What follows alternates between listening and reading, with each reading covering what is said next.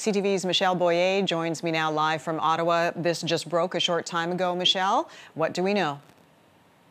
I could tell you, rolling out the red carpet, and that is going to be happening on October 26th. MPs are going to be sworn in.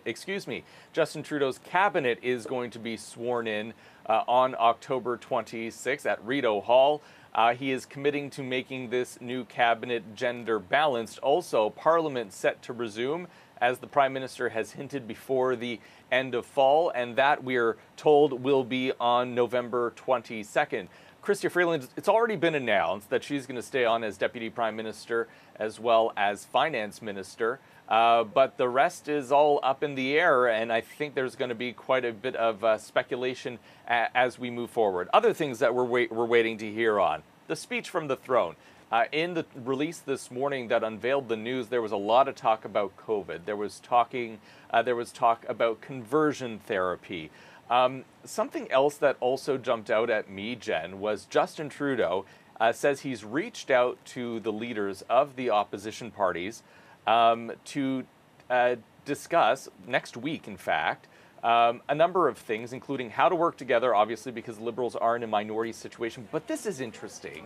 He wants to make sure that all 338 MPs are going to be fully vaccinated, indicating that we might not necessarily fully see the hybrid situation. It looks like they want more people in the House of Commons once Parliament does resume. Right. And also, though, we know, Michel, that some of the Conservative MPs did not want to reveal their status during the election campaign. Might that change? That might change if, they won't be able to come into the House of Commons. And also, Justin Trudeau, in this release as well, also reiterating the fact that you need to get on a plane or a train and you need to be vaccinated.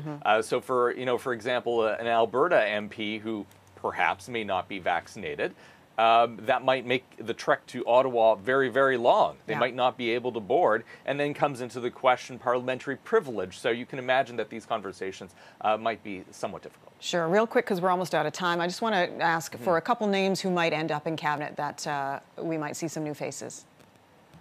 Yeah, well, Justin Trudeau has lost a number of female cabinet ministers.